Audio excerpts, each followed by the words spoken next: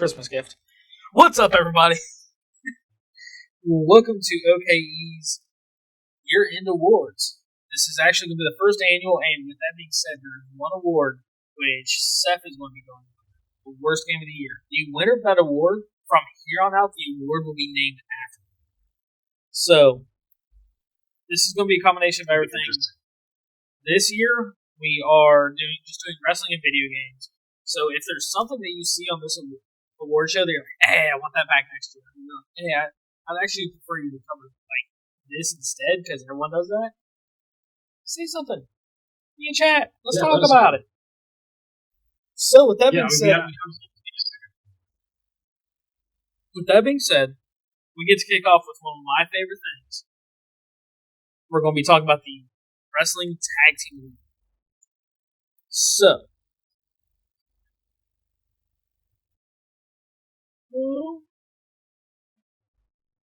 It's a ghost of tag teams past.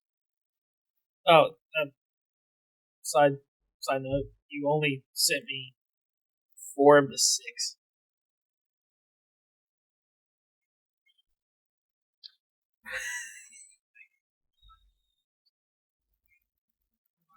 Let me see if I can just pull up What notes. do you?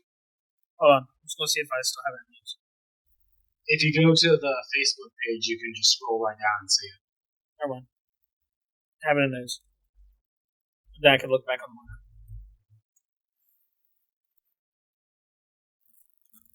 So, Tag Team of the Year, everybody. We have 6 nominees. We have FTR, The Young Bucks, KO and Sammy, The Brawling Brutes, The Guns, Ass Boys, and the Creed Brothers. So you all voted. Go ahead. No, I was saying this was actually. I feel like this was almost. I don't know how movie this year because it seemed like most of the really good teams, just weren't together or doing anything. So I feel like this was kind of a run. But with that being said, I completely agree with who won it. This was a banner year for FTR. There's a lot of votes really, except for like one KO and Sammy. FTR dominated. Yeah, so it was a runaway. So FTR is the tag team of the year by OKE and the OKE.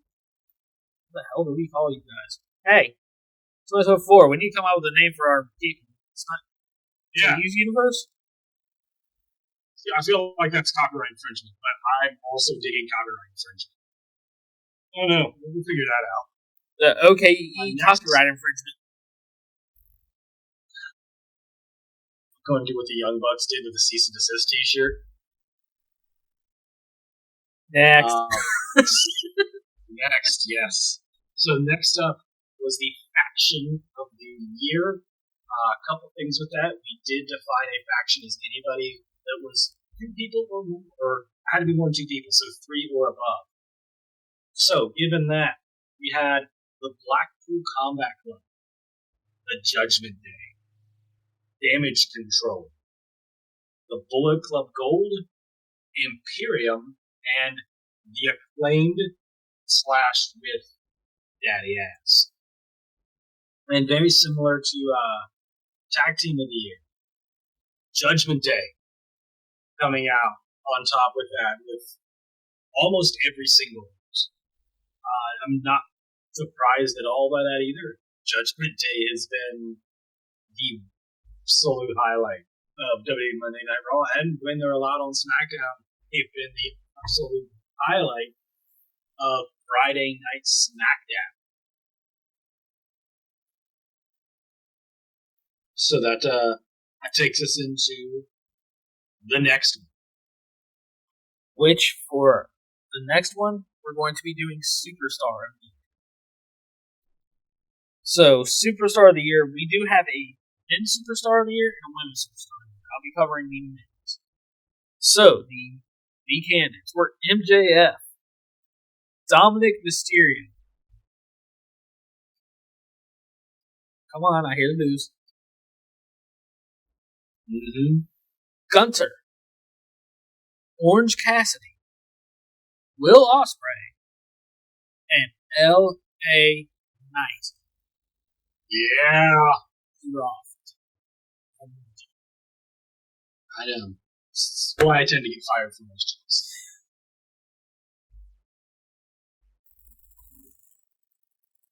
And the winner, MJF.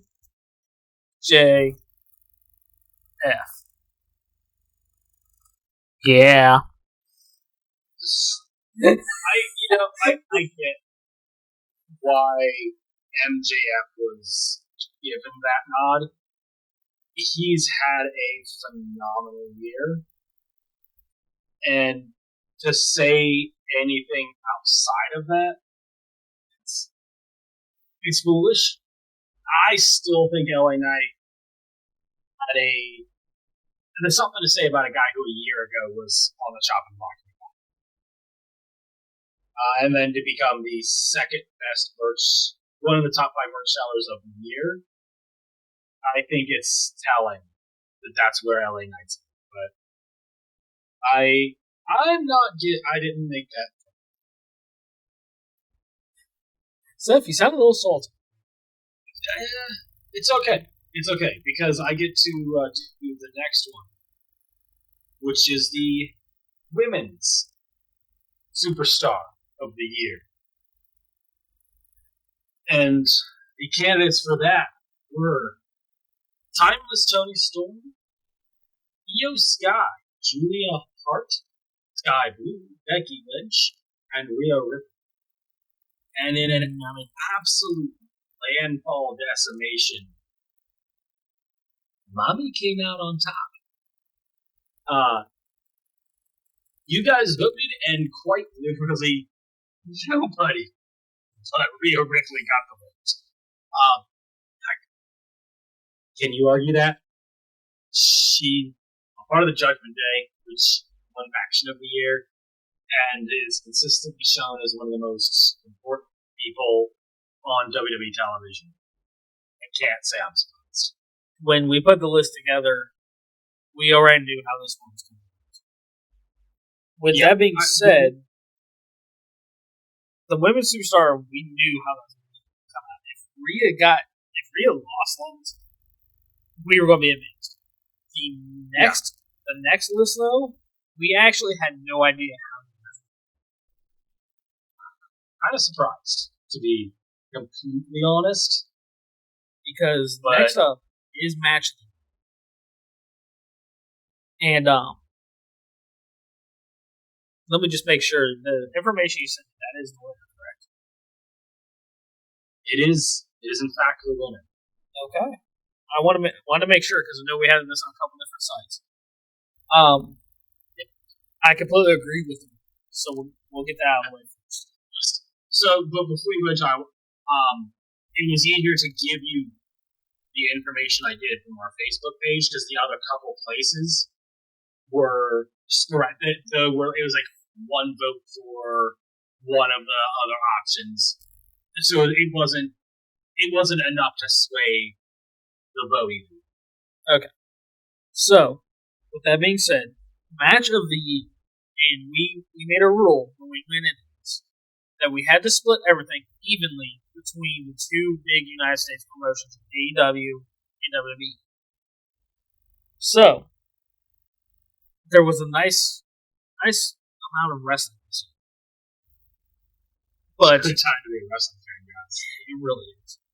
But we had from WrestleMania the triple threat of Gunter versus Sheamus versus Drew McIntyre. From Ring of Honor, we had FTR versus the Briscoes in a double dog collar match at Final Battle. From WWE, we had at the Royal Rumble Sami Zayn versus Roman Reigns. From AEW, Rumble's what's right down on my paperwork. What happened? That was Elimination Chamber. From the Elimination Chamber comes the guy that mostly watches AEW, Speaking of that, the next match from Wrestle Dream, we have Bryan Danielson versus Zack Sabre Jr. Back to WWE. Hold on.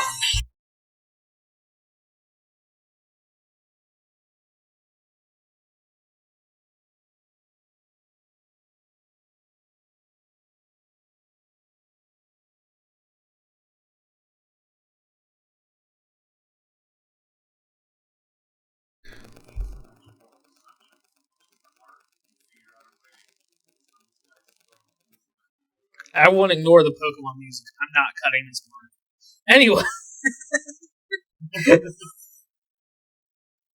Back over WWE, we had the Bloodline Civil War for Money in the Bank. Roman Reigns and Solo versus the Usos. And then finally, back in AEW, we had Hangman Adam Page versus Sir Strickland at WrestleMania. So, when you hear all those matches and think about there was so many matches that we didn't put on here, but we didn't want to overwhelm them. This year was an amazing year for wrestling. WWE, AEW, New Japan, Ring of Honor, Impact. Yeah. And Desire Pro Wrestling down the street. Yep. And I think that's something else for the future we want to do. We want to get some other people involved because it's, Ricky and I do work full-time jobs right now. So it's hard for us to see all of the amazing wrestling that's going on in the world. So we're going to be bringing on some of the people, who watch New Japan and follow that closer. So that come next year, we can represent the New Japan crowd. We can represent the TNA crowd and the WWE and the AEW crowd. We want everybody who watches this content to know that we are fans of not just the big stuff, but we are truly fans of everything. But there's only so many hours in a day. So look forward to next year to seeing some New Japan stuff on these lists. With that being, no, you're fine. With that being said, and I don't think anyone can argue this victory. The winner of Match of the Year, well deserved, goes to FTR versus the Briscoes, double dog match. Yeah, probably one of the greatest tag team matches of all time, and one of the last times that Jay Briscoe ever got stuff. Actually, I think it was last time. Yeah, it's unfortunate that Jay Briscoe passed away. Rest in peace, and the best to his family and friends. We're just a couple fat dudes on the internet, and what we do pales in comparison to that loss of life. But from a fan perspective, that match it's good. And I'm not even like an AEW guy.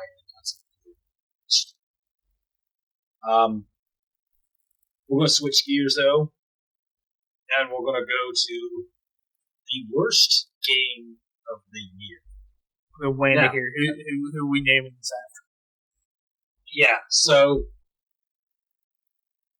in a year that was fantastic for wrestling and fantastic for gaming, it was also some really bad things out there. And it's just a lot less mean-spirited to point out a really bad game than to look at a professional wrestler and go, you sucked, because they're putting their bodies on. Not that these individuals who crafted these games deserve to be ridiculed. The product does speak for itself. So, the nominees for the worst game of 2023 are Redfall, Forspoken, Overwatch 2, AEW Fight Forever, Skull Island Rise of Kong, and Golem. And the winner of the worst game of the year and the recipient of the very first the Golem Award. Yes.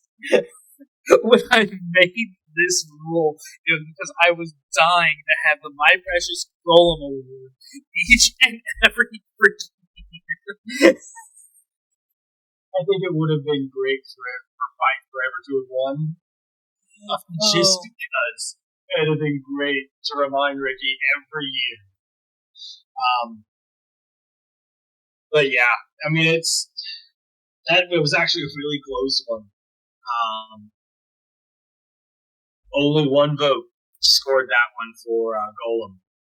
So whenever you see us do polls, guys, make sure you jump in on that stuff because the cliche counts. Every vote counted in that.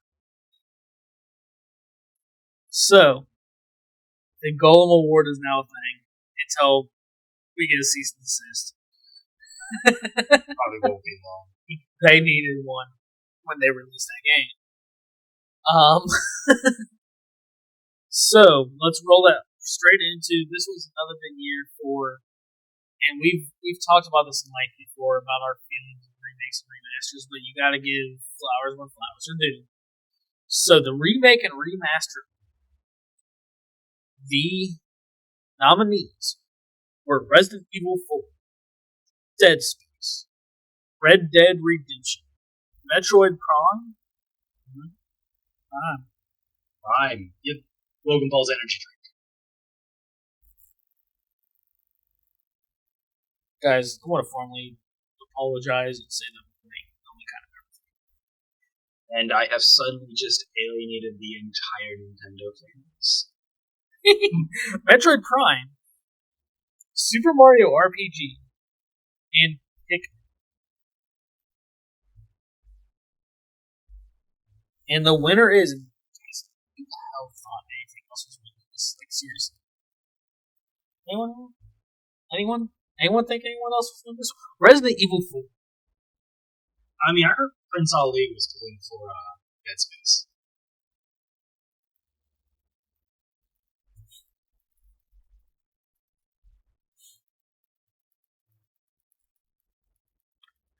He's looking like he wants to kill something. For those that don't know, Prince Ali is my giant dino of Tegu. Yeah. He's hungry. He's mad. He's the one he wanted lost. But that takes us into the final category. This is a quick video. We don't take too much of you guys' time up. Especially considering this is, I believe, going to be coming out on January 1st, correct? That's the goal. Cool. So you guys might be hungover as hell when this comes out. That's the goal. So we'll right into it with the game of the year. The contenders, the nominees. Why did I call them contenders? Is this the Eye of the Tiger? It is the Eye of the Tiger. And it is the Why does anyone watch it? I assume they just like watching two fat guys struggle to form sentences. Anyway, the nominees for the only kind of everything 2023 Game of the Year are Pikmin 4, Lethal Company, Super Mario Wonder, Spider-Man 2, Baldur's Gate 3, and Legend of Zelda Tears of the Kingdom. I'm admittedly very shocked this wasn't closer, but yet I'm not surprised by the result. Baldur's Gate 3 takes it in a complete landslide victory. I thought Tears of the Kingdom and Spider-Man would get something, but they get nothing. They lose. They get nothing. They lost, and they get no soup. I was always chocolate. I was very Willy Wonka. No, it was the no soup for you 1 year. Is that reference lost on you? Anyway, Baldur's Gate 3. With a win. I know this is just an awards one, but I do want to point something interesting out. Spider-Man 2 in the big Game of the Year awards that happened. Nominated 6 times and didn't get a single thing. And here we have it in our vote. And not a single person voted on it. So, do we need to do a video about people complaining that things don't win and that don't support it when they need to? Let us know about that, and we might jump into something about that. Also, look forward. The next video we'll be doing is a nice, fat, long format Let's Talk with the amazing Zodiac. We sat down and had a lovely, way longer than anticipated chat with the professional wrestler Zodiac, and man, it was great. It did not feel like time passed. So make sure you keep an eye out for that as well.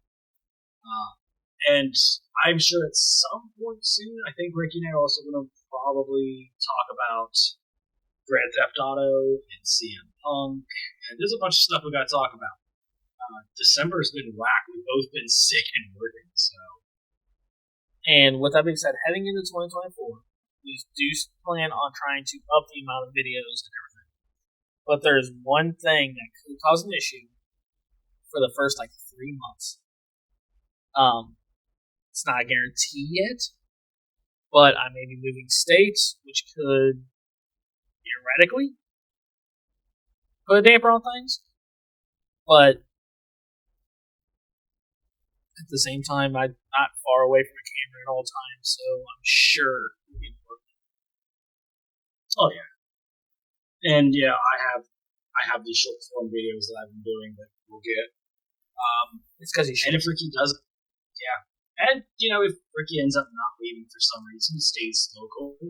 I know we're also planning, and I'll still, if he moves, we'll still find a way to do it. To start uploading and doing some food reviews for you guys from some local areas, which will be interesting because then we'll get a completely separate perspective of local cuisine wherever Ricky is. So that could be beneficial to everybody involved. Yeah. It's only 2 to 3 hours away where I'm moving, but it's a different state. Things are not finalized, but I'd rather let you all know now so when I end up going on a small hiatus, it's not like did one award show and then gave up. What the hell? Yeah. No, I'll be back. Okay, I've been doing this for 12 years.